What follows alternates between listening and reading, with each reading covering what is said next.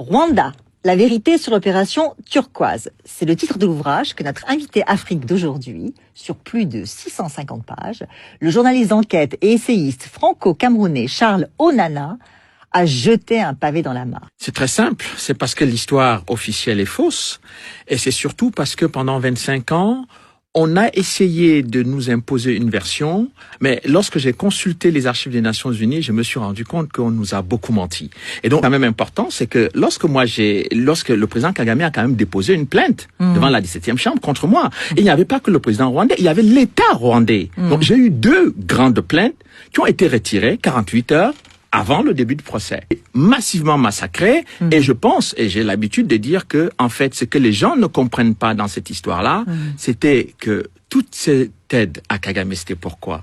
C'était pour obtenir les mines de coltan et des diamants à l'est du Congo. Parce que les gens ne comprennent pas, et bon, on reste sur le massacre, etc., mais on a laissé tout ça se faire parce que ceux qui voulaient mettre Kagame au pouvoir devaient être récompensés par les mines de coltan et des diamants en République démocratique du Congo. C'est pour ça que la République démocratique du Congo aujourd'hui vit une situation terrible, c'est-à-dire qu'on a dépassé le nombre de morts qu'il y a eu dans la tragédie rwandaise. C'est-à-dire on a dépassé l'ensemble de la population rwandaise de 1994, c'est-à-dire près de 6 millions de personnes. On est à près de 10 millions de morts au Congo et personne ne veut en parler parce que parler de ces morts-là signifie interroger le rôle et l'action de Kagame et du Rwanda sur le territoire congolais. Son premier ministre, Édouard Balladur, quand il a dit non, il faut qu'on fasse l'opération turquoise au Zaïre, c'est-à-dire le déploiement de l'opération turquoise, c'était à Goma,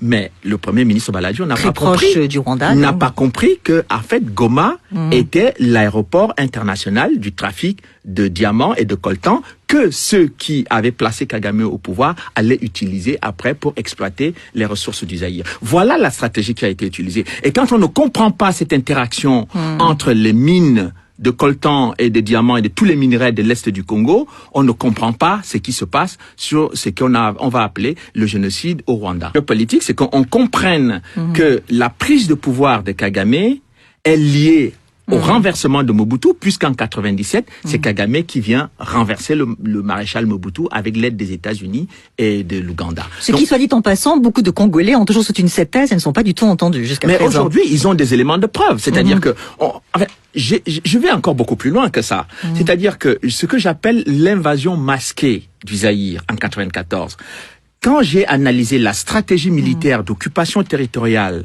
du Rwanda, je me suis rendu compte que Paul Kagame a fermé la frontière avec la Tanzanie, a fermé la frontière avec le Burundi, et toutes les populations étaient dirigées vers l'est du Congo, parce que il y avait en prévision d'envahir le Congo. Mais on ne pouvait pas envahir le Congo comme ça, brutalement, militairement. Il fallait qu'on trouve un prétexte. Et le prétexte, c'était lequel?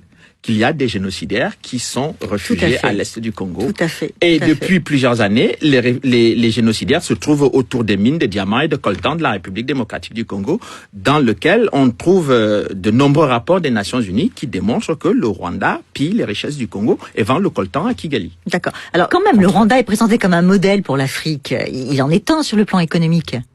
Non, mais ça c'est de la propagande d'ailleurs. Ce qui serait intéressant, c'est qu'on sache d'où...